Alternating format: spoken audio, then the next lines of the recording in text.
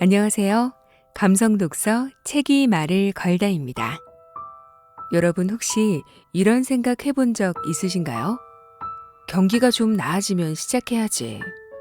좀 더 준비되면 시작해야지. 완벽한 계획을 세우고 나서 실행해야지. 하지만 그 완벽한 때라는 게 정말 올까요? 오늘 소개해드릴 책은 존 크럼볼츠와 라이언 바비노가 지은 빠르게 실패하기입니다. 저자들은 미국 진로상담분야의 최고 권위자이며 미국 상담협회로부터 살아있는 전설상을 수상했다고 해요. 이 책은 20년간 진행된 스탠퍼드 대학교의 인생 성장 프로젝트 연구 결과를 담고 있는데요. 연구진은 성공한 사람들에게 나타나는 일련의 공통적인 행동 패턴과 함께 놀라운 사실을 밝혀냈습니다. 성공한 사람들은 더 완벽하게 준비하거나 더 거창한 목표를 세운 게 아니었어요. 오히려 성공하는 사람들의 핵심은 재빨리 행동에 뛰어들기였습니다. 그들은 실패를 피할 방법을 찾는데 많은 시간을 쓰지 않았습니다. 오히려 그들은 빨리 시작하고 더 많이 실패했어요.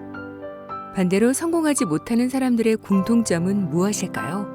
준비가 덜 된 것을 시작하지 말아야 할 신호로 여기고 점점 더 많은 시간을 준비와 계획에다 쏟아붓는 것이었습니다. 저자들은 이렇게 말합니다. 가능한 더 빨리 시작하고 최대한 더 많이 실패하십시오. 이 책은 지금까지 우리가 배워온 목표 설정과 계획하기에 대한 완전히 새로운 패러다임을 이야기하는데요. 그럼 실패에 대한 당신의 생각을 완전히 바꿔놓을 빠르게 실패하기 책 속의 일부분을 들려드릴게요.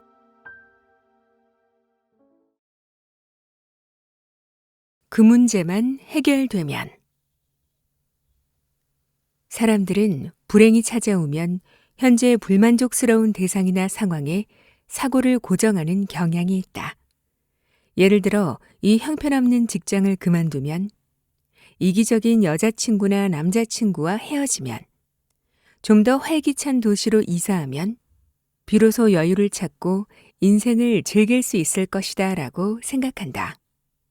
또는 힘을 주는 친구를 찾으면, 나쁜 버릇을 고치게 되면, 아이를 갖게 되면, 자신에 대한 확신이 서면, 삶의 목적을 찾으면 현재의 불행이 사라지리라 생각한다. 이들은 현재의 문제가 해결되지 않는 한 즐거움은 없다는 것을 전제로 둔다. 현재의 문제에서 벗어날 때까지 삶을 즐길 수 없다는 가정에 기반을 둔 이것을 아직은 때가 아닌 인생관이라고 부를 수 있다. 이러한 견해는 큰 변화를 맞이할 준비가 되기 전에 감정적 장애와 부정적인 생각을 극복해야 한다고 말하는 수많은 치료사와 상담가들에 힘입어 발전해왔다. 아직은 때가 아닌 사고방식. 아직은 때가 아닌 사고방식은 매우 잘못되었을 뿐 아니라 우연히 얻을 수 있는 이득까지 막아버린다. 삶의 부족한 부분만 볼 때 무엇이든 차일피일 미루고 나쁜 습관과 쓸데없는 걱정을 반복한다. 기회가 와도 보지 못하고 삶의 변화로 이끌 작은 행동도 하지 못한다. 동시에 행동의 변화는 값비싼 비용이 드는 불편한 것으로 만들어버린다. 즐거움을 만끽하고 새로운 일을 시작하려면 문제가 먼저 해결돼야 한다고 생각한다. 그러다 보니 시작하고 싶지 않게 된다. 필자들은 삶을 변화시키도록 용기를 불어넣는 가장 좋은 방법이 그들이 떠안은 문제 해결을 돕는 게 아님을 깨달았다. 오히려 지금 바로 즐거움을 느낄 수 있는 일을 행동으로 옮기도록 인식시키는 일이 중요했다. 지금 어떤 상황에 처해 있어도 즐길 만한 일은 찾아낼 수 있다. 영감을 주는 새로운 사람들을 만날 수도 있고, 호기심을 느끼던 일을 바로 해볼 수도 있다. 낯선 곳으로 여행을 떠날 수도 있고, 세계 곳곳에서 경이로운 것들을 발견할 수도 있다. 아무리 현재의 삶에 갇힌 기분이 들어도 상관없다. 언제든 새로운 경험을 맞이할 수 있다. 당신의 삶이나 커리어가 불안정하고 애매하다고 느끼는가? 그렇다면 즐기는데 시간을 더 투자하라는 말을 공감하기 어려울지도 모른다. 혹은 경력을 쌓는 것은 매우 중요한 일 아닌가요? 라고 반문할 수도 있다. 하지만 이 질문에 대한 우리 연구진의 대답은 결코 그렇지 않다이다. 물론 스트레스로 녹초가 된 상태거나 불행하다면 인생의 즐거움을 찾고 싶은 기분조차 들지 않을 것이다. 새로운 시도를 하기 전에 현재 상황이 개선될 때까지 기다리고 싶을 수도 있다. 하지만 늘 하던 행동을 고수하기로 결정한 이상 상황은 전혀 개선되지 않는다. 설령 생각했던 문제가 해결돼도 이내 다른 문제가 나타나 삶을 어렵게 만들 것이다. 해답은 단순하다. 만약 삶을 변화시키고 싶다면 지금 당장 즐거움을 만끽할 작은 행동을 시작하라. 즐거움의 극적인 순간. 수면 시간이 업무 생산성과 기분에 큰 영향을 미친다는 말을 들어봤을 것이다. 규칙적인 수면을 하지 못하면 누적된 피곤으로 집중하기 힘들 뿐 아니라 일상생활도 제대로 하기 힘들다. 비슷한 맥락에서 만약 음식을 먹지 않고 오랜 시간 버티면 체내 에너지가 바닥나고 몸에 기력이 다해 아무것도 하기 싫어진다. 그래서 우리는 일정 시간마다 건강한 음식을 먹으려고 애쓴다. 삶에서 느끼는 즐거움도 수면이나 음식 섭취와 다르지 않다. 즐거움을 충분히 느끼지 않으면 삶의 의욕이나 욕구도 없어진다. 성공하는 사람들은 이 사실을 정확히 알고 있다. 그래서 그들 대부분은 정기적으로 즐거움을 느끼려고 노력한다.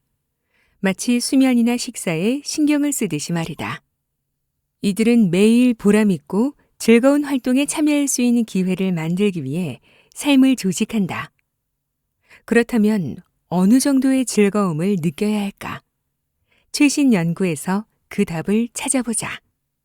바바라 프레드릭스는 긍정에 관한 최고의 연구 3대 1의 비율이 당신의 삶을 바꾼다에서 이렇게 밝혔다. 행복하게 정돈된 인생을 사는 한 가지 방법은 한 번의 부정적인 기분을 겪을 때마다 최소 3번의 긍정적인 감정을 경험하는 것입니다. 여기서 말하는 긍정적인 경험은 거창한 게 아니다. 산책을 하거나 친구와 차를 마시는 정도의 단순한 일이다. 핵심은 이 긍정적인 경험이 정기적으로 일어나야 한다는 점이다. 프레드릭슨의 3대 1 비율이 말하듯 긍정적인 경험이 부정적인 경험보다 최소 3배 이상 높아야 한다. 사람들의 긍정 비율에 대한 놀라운 사실은 그 비율에 따라 티핑 포인트, 즉 예기치 못한 일들이 한순간에 폭발하는 극적인 순간이 일어나기 쉽다는 겁니다. 일정 비율 아래로 떨어지면 부정적인 기분으로 가득한 상태에서 헤어나올 수 없게 되거든요. 행동도 너무나 뻔한 쪽으로 굳어버리죠. 부담을 느끼니까 그래요. 가끔은 넉나간 것처럼 보이기도 합니다. 하지만 일정 비율 이상이 되면 긍정적인 기분에 힘입어 상승세를 타고 쭉 올라가죠. 그러면 행동도 창의적이 됩니다. 그렇게 성장하는 거예요. 행복감에 들뜨고 살아있다는 걸 느끼면서요. 테레사 아마빌레도 발전의 원칙, 작은 성공으로 일터에서 즐거움, 열정, 창의성을 일깨우는 법에서 이 사실을 언급했다. 아마빌레에 따르면 직장인의 성공에서 가장 중요한 요소는 의미 있는 일로 발전할 기회를 얻는 것이라고 했다. 쉽게 말해 프로젝트를 끝냈거나 문제의 해결 방법을 찾았을 때를 말한다. 사람은 자신이 중요하다고 느끼는 일에서 가장 긍정적이고 창의적이 된다. 반대로 무관심한 환경이나 좌절감을 느끼면 부정적 상태가 된다. 따라서 아마빌레는 동기를 잃지 않고 업무의 능률을 유지하려면 매일 즐겁고 의미 있는 발전의 기회를 가져야 한다고 주장한다. 이때 중요한 것은 발전의 크기가 아니라 빈도다. 진전이 조금씩 일어나도 그것을 바라보는 시선에 따라 큰 차이를 만든다. 진정한 진보는 만족, 기쁨, 심지어 환희와 같은 긍정적인 감정을 유발합니다. 성취감과 자신감, 업무에 대한 긍정적인 태도와 함께 말입니다. 자신이 속한 조직에 대한 평가도 좋아지고요. 그런 사고와 인식에 긍정적인 감정이 더해지면 동기부여가 되고 일에 대한 참여도 깊어집니다. 성과를 내는 중요한 요소죠. 아마빌레의 연구는 주로 직장에서의 동기와 업무를 다루지만 모든 사람의 일상적인 삶에도 얼마든지 적용 가능하다. 필자들은 상담을 통해 내담자들이 삶에 갇힌 것 같은 기분에 쌓인 채 희망 없고 무기력한 나날을 보내게 되는 원인을 파악했다. 결론적으로 그 이유는 자신에게 중요한 일보다 쓸데없는 일을 걱정하며 시간을 쓰기 때문이었다. 자신에게 의미 있는 일이나 프로젝트에 손을 대보기도 전에 우울감에 빠져 지낼 이유가 있을까? 아마빌레와 프레드릭슨의 연구는 삶에서 즐거움을 꾸준히 누리는 것의 중요성을 강조한다. 매일 즐거운 행동을 할 기회를 마련하고 의미 있는 일을 통해 성장해야 한다는 것이다. 즐거운 경험과 성장의 순간은 굳이 거창할 필요가 없다. 다만 그것이 매일매일 이뤄지기만 하면 된다. 삶에서 긍정적인 경험을 충분히 겪은 후 일종의 정신적인 티핑 포인트에 도달하면 세상을 보는 시각 자체가 달라진다. 좀 더 여유롭고 자신감 넘치게 된다. 또한 어떤 상황에 놓이든 빨리 대처하고 희망과 감사함으로 가득하게 된다. 앞에 놓인 기회에 민감하게 반응하고 행동에 직접 뛰어들게 된다. 반대로 즐거움을 지속적으로 느끼지 못하면 부정적인 감정에 휩싸인다. 절망감에 빠져 어떤 일도 하고 싶지 않게 된다. 도대체 좋아질 것 같지가 않아 라고 느끼는 것이다. 그러니 기회가 와도 좀처럼 보지 못한다. 설사 본다 한들 너무 피곤하고 무관심해진 나머지 행동으로 옮길 엄두를 내지 못한다.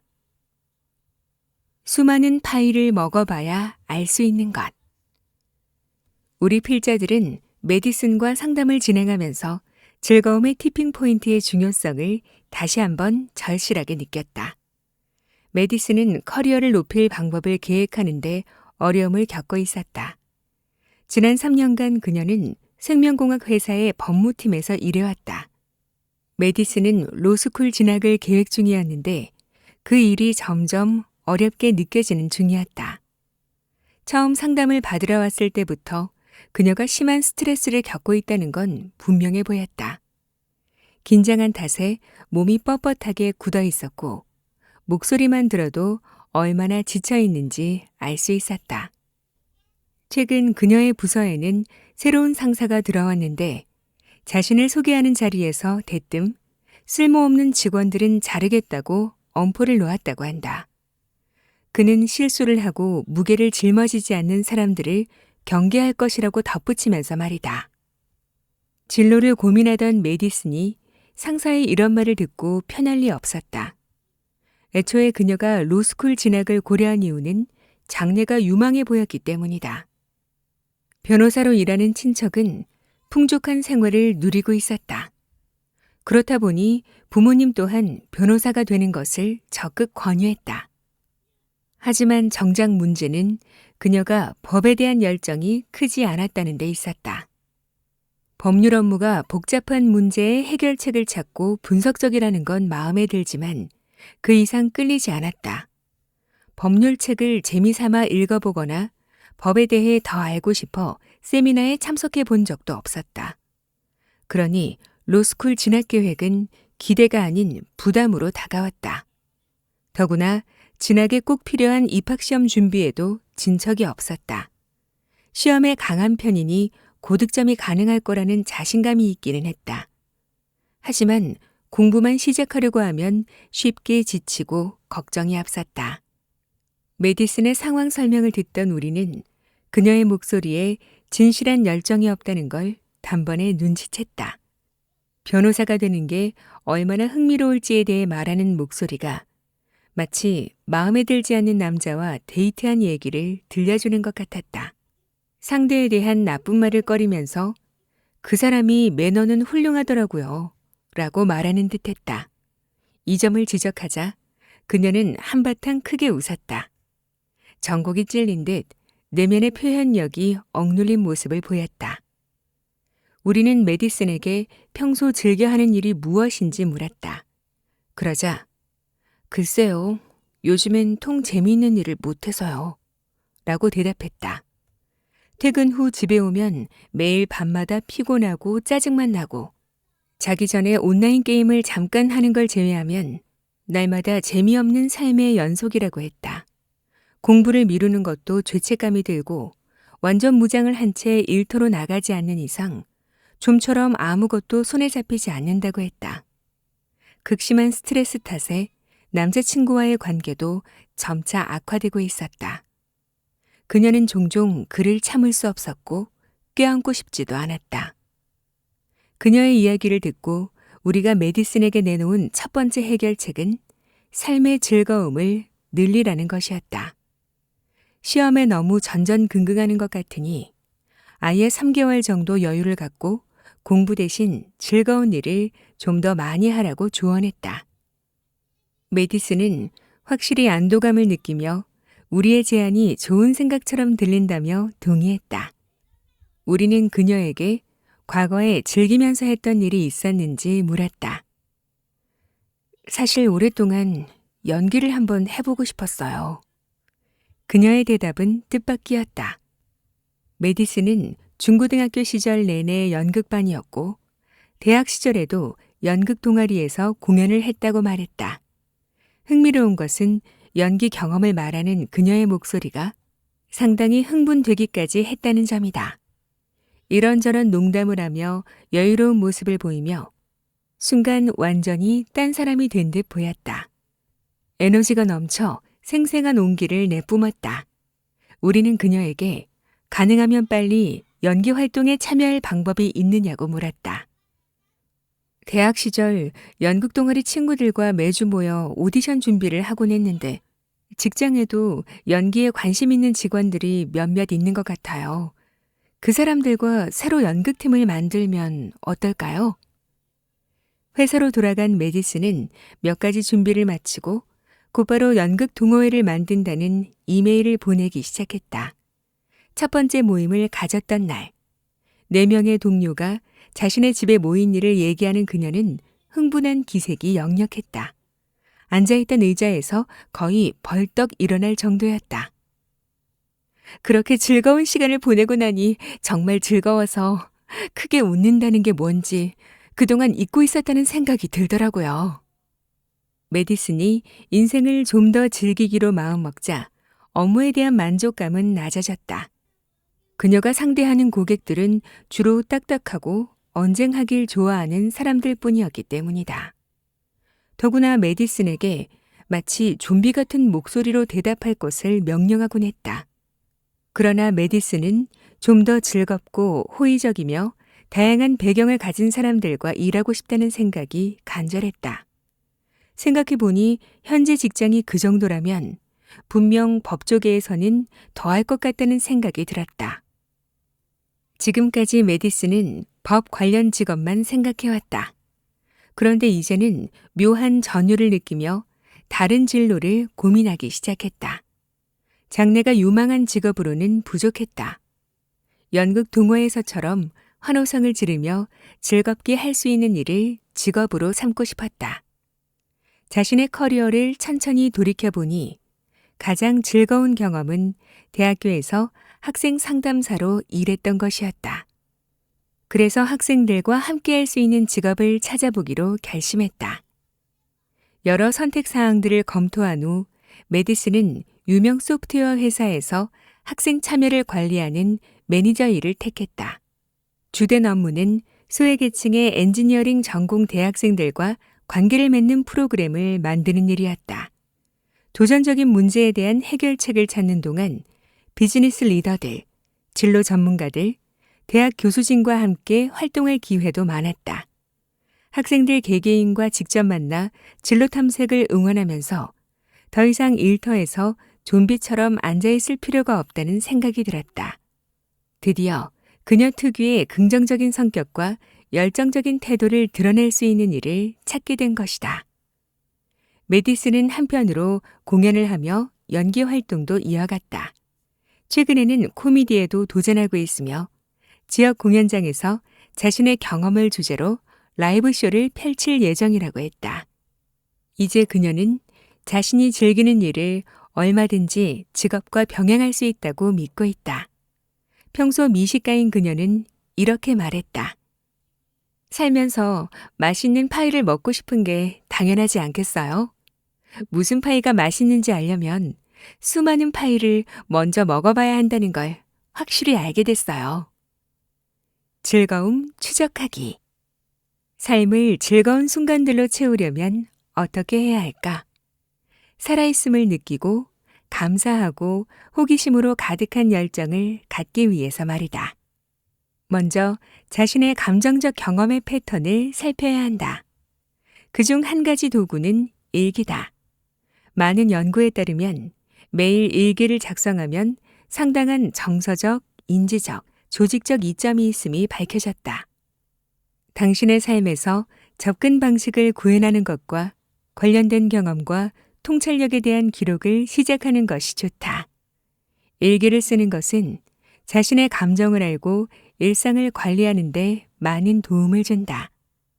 일기는 굳이 구체적으로 쓸 필요가 없다.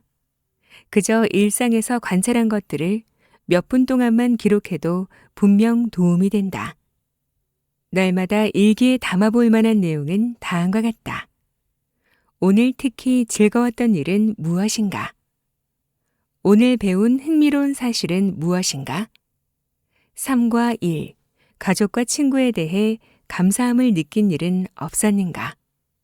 호기심을 자극한 일은 무엇인가? 놀라움으로 가득 차게 한 것은 무엇인가? 아름다우며 영감을 불러일으키는 것을 보았는가? 새롭게 시도해본 일이나 처음 가본 곳이 있었는가?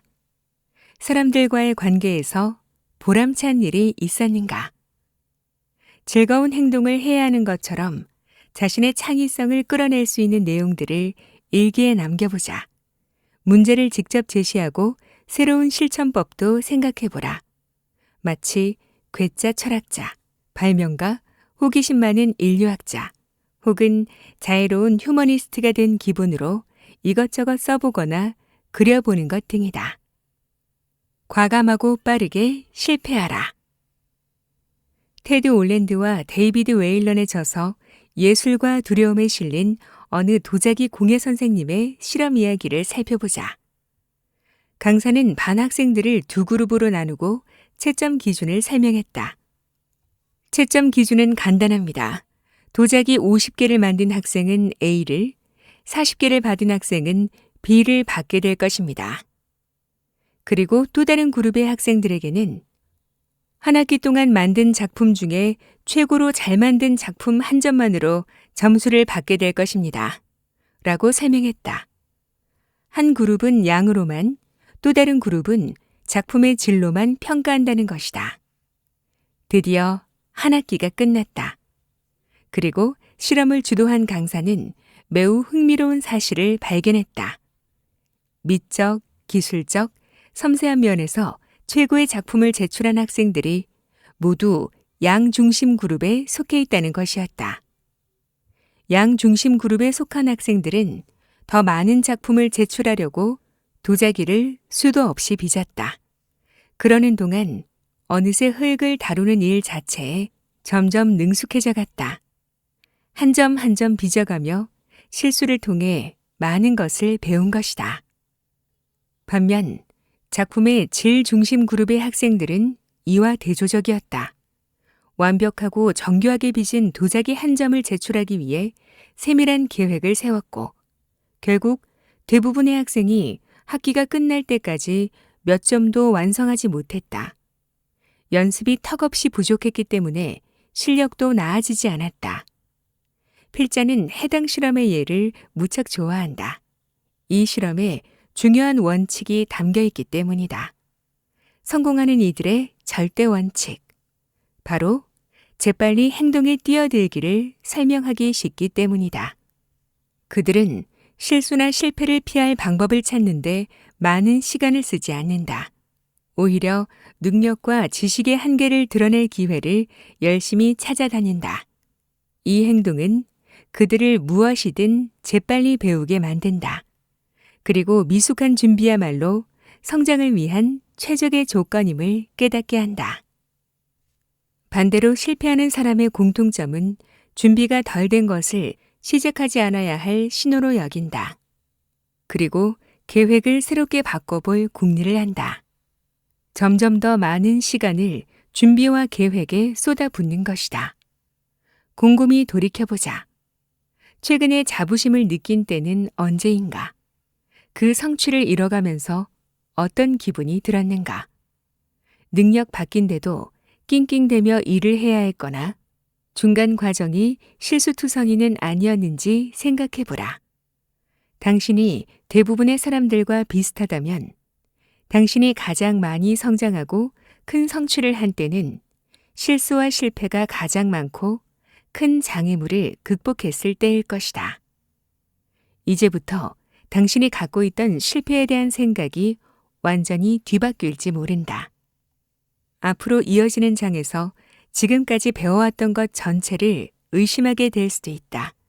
그것은 철저한 계획을 세우는 일과 실패에 대한 새로운 패러다임이기 때문이다. 우리 필자들은 실수와 실패를 의도적으로 사용하여 학습을 가속화하고 새로운 기회를 창출할 수 있도록 돕는 쉬운 몇 가지 방법을 소개할 것이다. 그리고 시종일관 당신에게 요구할 것이다.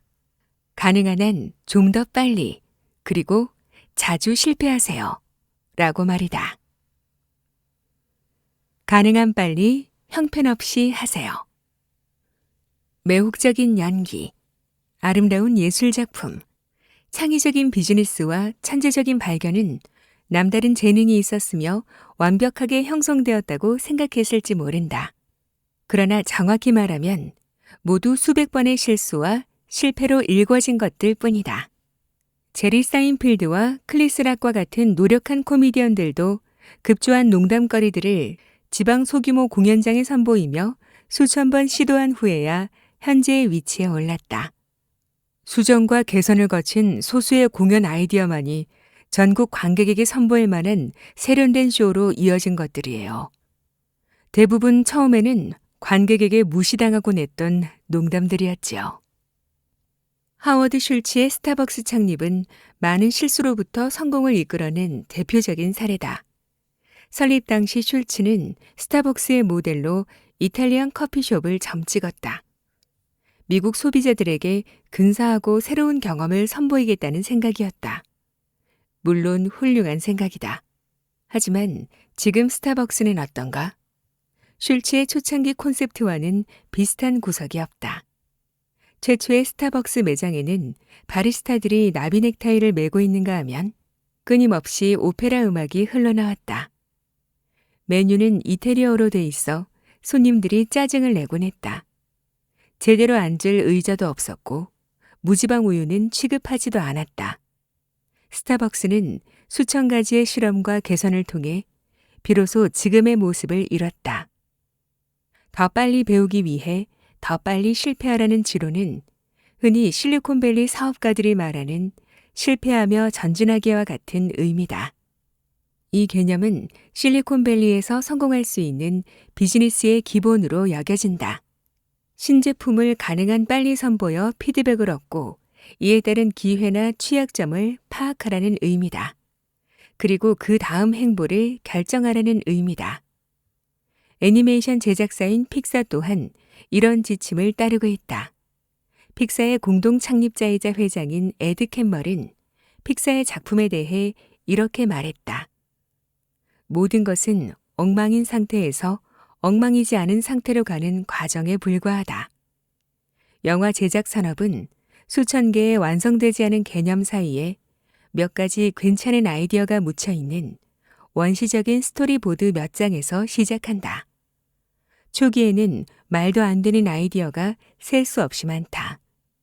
애니메이션 팀은 하나의 최종 컷을 위해 수천 번의 수정을 거친다.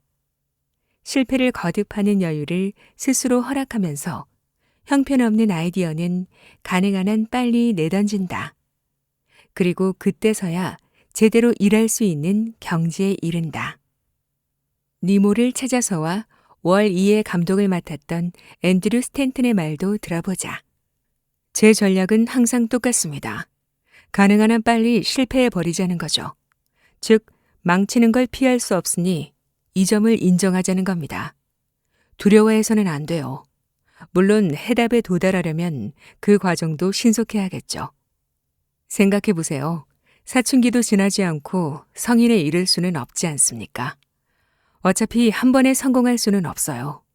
저는 금방 틀릴 것이고 정말 빨리 틀릴 것입니다. 만약 창의적인 일을 시도한다면 스스로에게 실패할 여유를 허락하는 것이 특히 중요하다. 우리는 모든 사람이 창의적이라는 점에 주목해야 한다. 우리 모두는 살면서 아이디어를 짜내고 문제 해결책을 찾으며 꿈꾸고 자신의 길을 개척해 나가고 있다.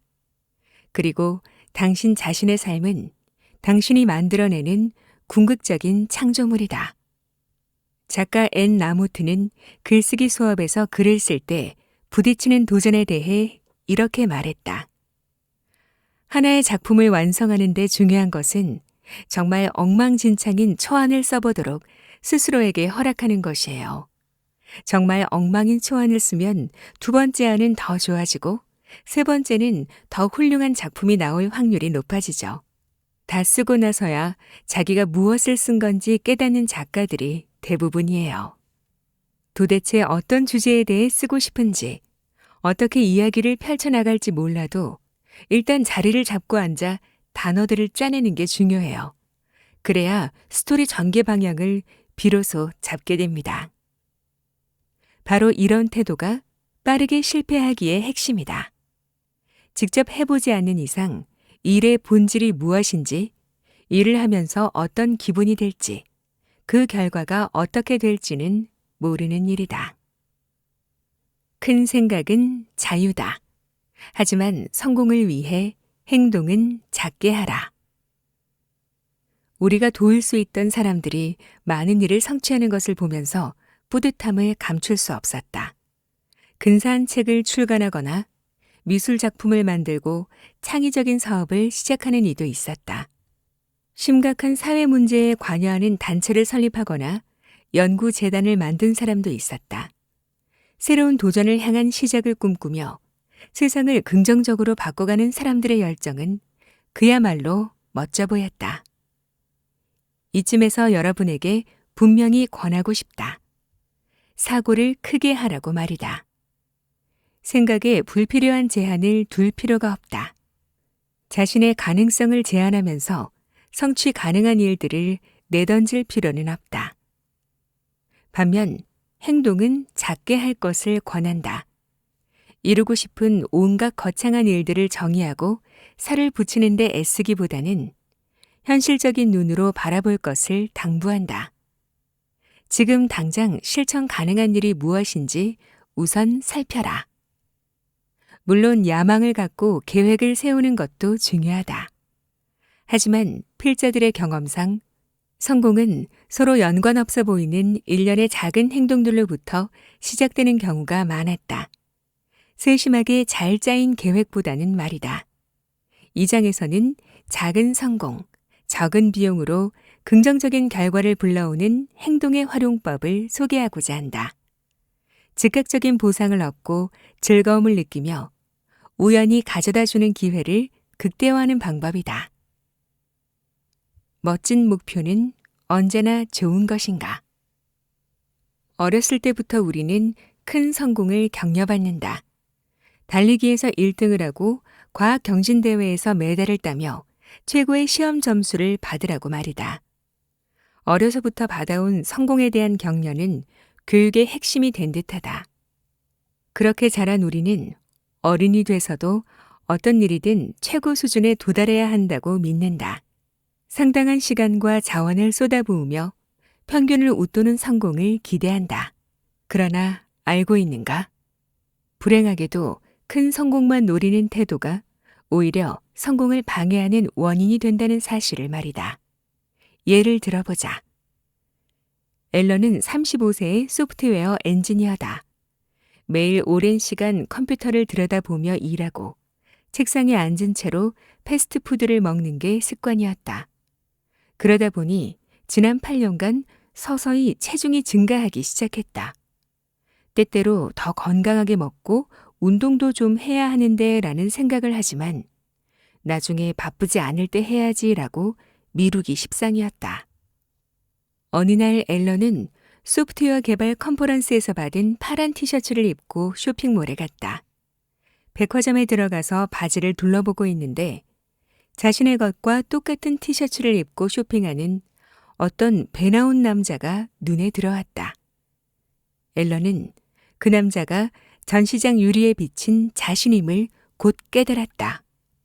자신의 배가 그렇게 어마어마하게 나오다니 정말 충격이었다.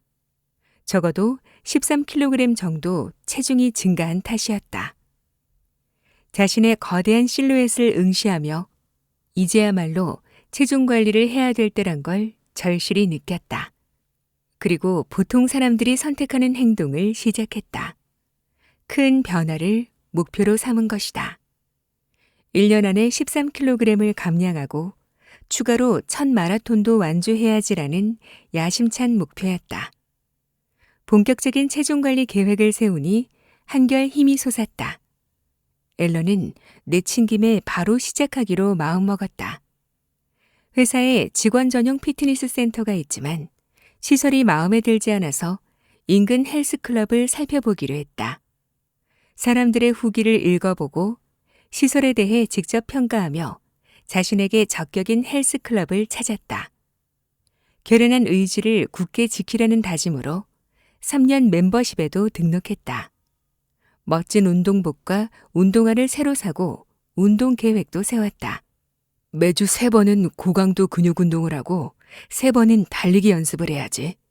나머지 하루를 쉬면 되잖아.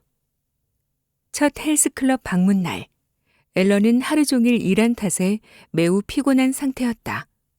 하지만 계획한 대로 1시간 운동을 했다. 그 다음 날은 첫 달리기 연습 날이었다.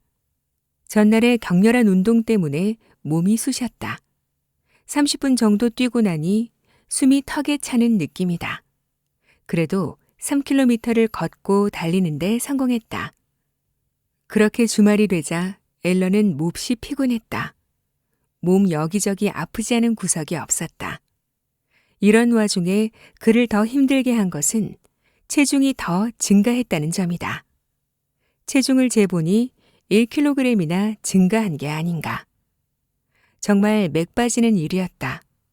그러는 동안 직장에서는 까다로운 새 프로젝트가 시작됐다.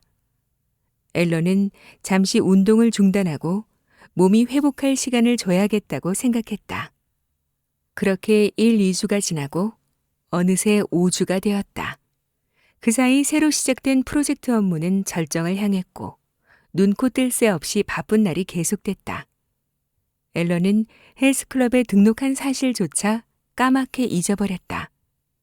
2년 후 그는 헬스클럽 회원권을 취소하기로 결정했다. 앨런의 운동 계획은 어디서부터 잘못된 걸까? 목표는 매우 당찼다. 연말까지 13kg을 빼고 마라톤을 완주하겠다는 결심은 결연했다. 그러나 앨런은 운동을 제대로 시작도 못하고 그만두게 되었다. 간단한 이 사례로 큰 성공을 노리는 목표지향적 문제점을 생각해 볼 수 있다. 비단 운동뿐만 아니라 대부분의 사람은 목표로 둔 성공의 크기가 매우 크다. 그 커다란 성공에는 실천해야 할 수많은 미션들이 존재한다. 하지만 모든 과제를 수행하기 전 중도에 멈춰버릴 가능성은 그만큼 크다.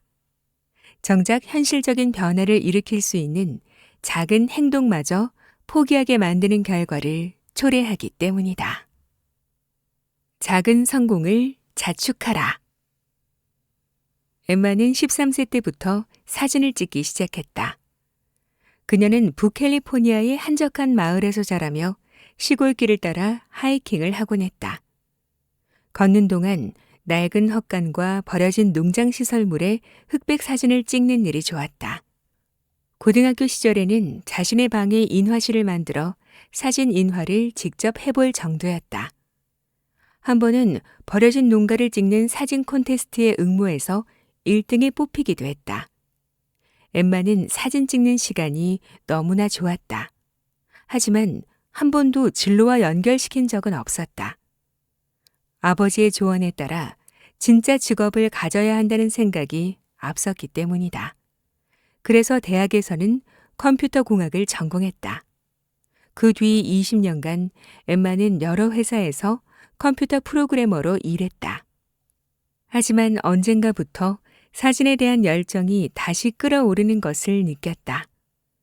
오래돼서 낡은 카메라를 디지털 카메라로 바꾸고 카메라와 컴퓨터, 프린터를 사는데 드는 몇천 달러도 전혀 아깝지 않았다.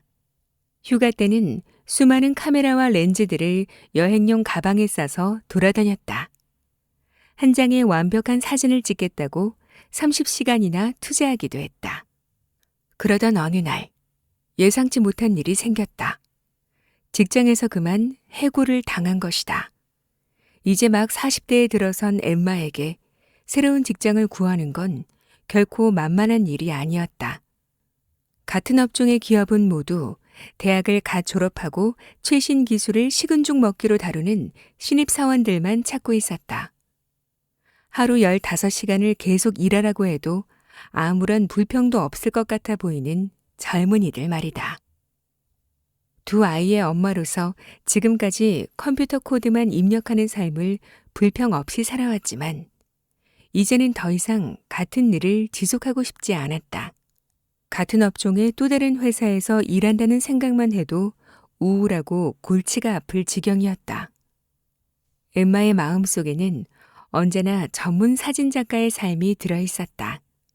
그리고 드디어 그 일을 시작할 수 있는 기회가 온 것일지 모른다는 생각으로 가득 찬 그녀는 결심에 앞서 우리를 찾아왔다. 처음 우리에게 자초지종을 얘기했을 때 엠마는 거창한 목표를 세워놓고 들떠 있었다.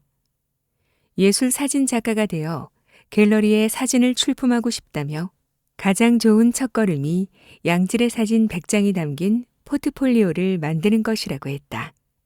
그렇게 하면 사진 주문, 이미지 관리, 소셜 네트워킹과 같은 부가적인 기능을 갖춘 전문 웹사이트를 만드는데 3개월 정도가 걸릴 것 같다는 게 그녀의 계획이었다. 하지만 엠마의 계획은 오랫동안 시간 투자를 해야 가능한 것이었다. 더구나 그 기간 동안 사람들과 만나거나 피드백을 구할 기회도 거의 없어 보였다. 우리는 그녀에게 물었다. 지금부터 웹사이트를 최대한 빨리 만들어 제일 잘 찍은 사진 몇 장을 올려보는 게 어때요? 처음에 그녀는 웹사이트를 급하게 만든다는 의견에 반대했다. 프로답지 않아 보일까 걱정된 것이다. 하지만 일단 웹사이트를 만들고 나면 차차 개선할 기회는 얼마든지 있을 거라고 안심시키자 결국 엠마는 우리의 의견을 받아들이기로 했다. 웹사이트를 만드는 데는 겨우 2주밖에 걸리지 않았다. 엠마는 그곳에 지난 수년간 찍은 아름다운 작품들을 올렸다. 그리고 친구와 친지들에게 웹사이트에 관한 소식을 담은 이메일을 보냈다. 사이트를 방문한 그녀의 지인들은 하나같이 칭찬과 격려를 담은 답장이나 회신을 보내왔다. 엠마는 자신의 사진을 평가하는 그들의 메시지에 흥분을 감추지 못했다.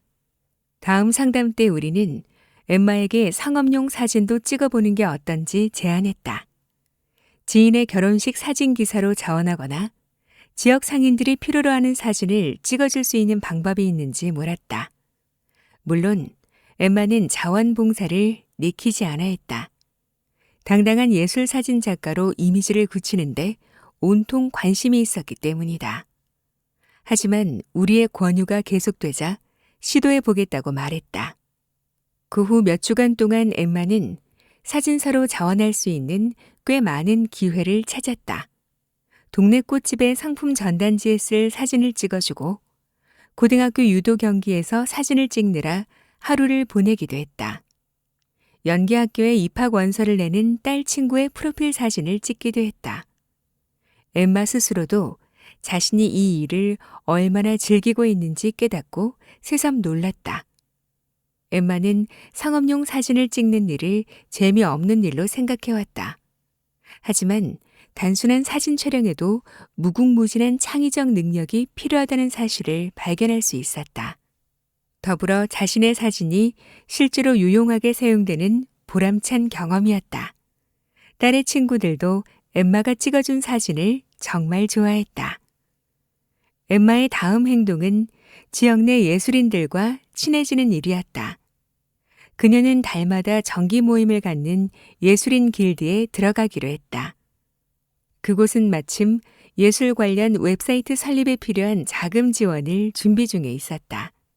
수년간 웹디자인 경험이 있던 엠마는 지원 운영회의에 관리를 맡겠다고 자원했다.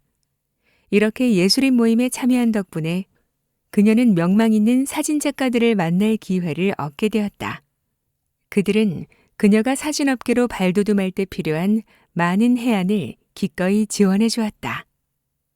얼마 후 그녀는 스톡 사진 취급 회사에 자신의 사진을 팔 수 있다는 새로운 정보를 듣게 되었다.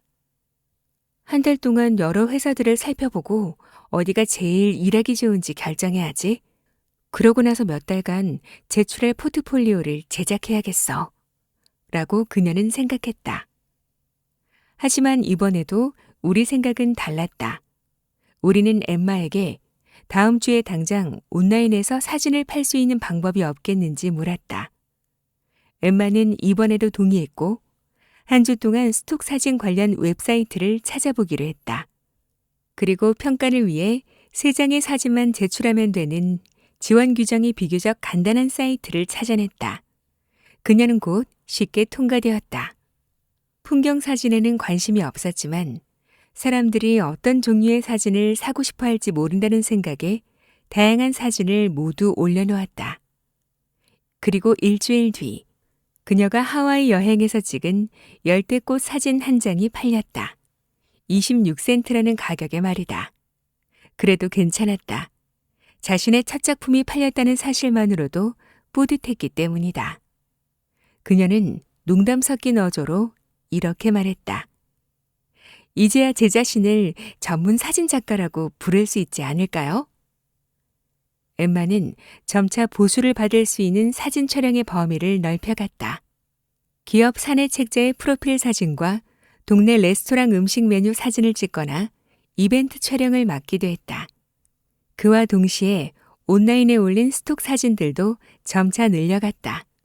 새 작품을 찍을 때마다 모르던 것들을 깨닫고 새로운 사진 기술을 익힌다는 생각에 기쁨으로 가득했다.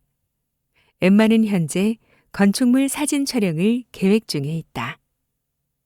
예술 사진을 판매하겠다는 원래의 계획도 잊은 건 아니다. 지금 그녀는 다가오는 갤러리 전시회에 출품할 흑백의 황무지 사진 촬영에 한창이다. 물론 사진작가로서 커리어를 쌓으려면 앞으로 갈 길이 멀다. 하지만 엠마는 지금 너무나 행복하고 점점 성장하고 있음을 느끼고 있다. 어떻게 하면 사람들에게 좋은 인상을 줄까만 늘 생각하던 때가 있었어요. 예술가로 보이고 싶었거든요. 하지만 지금은 달라요. 그저 일을 하고 싶고 매일 조금씩 뭔가를 해내고 싶을 뿐이에요. 하루 5분. 작은 성공의 크기가 아무리 작아도 상관없다. 결코 작은 것이 아니다. 빨리 행동을 취하는 게 중요할 뿐이다. 당신의 인생이 점점 흥미로워질 테니까. 당신이 이룰 수 있는 더 작은 성공에는 무엇이 있을까? 정말 너무나 간단하고 쉬워서 지금 당장 5분 안에 할 수 있는 행동들 말이다. 그 예를 몇 가지 들어보겠다. 옛날에 알던 친구에게 이메일 보내기, 싱크대에 쌓아둔 접시 닦기, 동네 공원으로 산책 나가기, 책상 위에 놓인 서류 정리하기, 처음 보는 사람에게 반갑게 인사하기. 자기 전 침실용 탁자 위에 올려놓은 책 한 페이지 읽기. 1분 동안 명상하기. 500장 쓰는 게 불가능해 보여서 적막함을 느낄 때면 패배감이 밀려온다. 절대로 해낼 수 없을 것 같아서. 그러다 한 장을 쓰고 한 장을 쓴다. 하루치 분량을 끝내는 것 외에는 아무것도 생각하지 않는다. 500페이지를 써야 한다는 황량한 불가능에 직면했을 때 패배의식이 밀려왔고 나는 결코 그것을 할 수 없다는 것을 알았습니다. 그런 다음 점차적으로 한 페이지를 쓰고 다음 페이지를 썼습니다. 하루의 일은 내가 생각할 수 있는 전부였습니다. 존 스타인백, 분노의 포도로 노벨상을 수상한 작가. 오늘 들려드린 빠르게 실패하기 어떠셨나요? 사실 곰곰이 생각해보면 우리가 가장 많이 성장하고 큰 성취를 한 때는 실수와 실패가 가장 많고 큰 장애물을 극복했을 때일 거예요. 완벽하게 준비된 때는 오지 않습니다. 미숙한 준비야말로 성장을 위한 최적의 조건인 거죠. 여러분, 혹시 아직도 이런 생각하고 계신가요? 이 일만 그만두면, 다른 곳으로 이사하면, 돈 좀 벌고 나면, 살 좀 빼고 나면, 그러면 나도 여유 좀 찾고 인생을 즐기며 살 수 있을 거야. 이 말들은 다 현재의 문제가 해결되지 않는 한 즐거움은 없다라는 걸 전제로 하고 있는 거죠. 지금 이 순간을 즐기며 살아야 한다는 것. 완벽한 준비를 기다리지 말고 지금 바로 시작해야 한다는 것입니다. 가능한 더 빨리 시작하고 최대한 더 많이 실패하세요. 세상을 바꿀 만한 대단한 성공은 아닐지라도 반드시 지금의 우리 자신보다 더 의미 있는 사람으로 만들어줄 지름길이 될 것입니다. 오늘도 끝까지 함께 해주셔서 감사합니다. 그럼 저는 또 좋은 책으로 찾아뵐게요.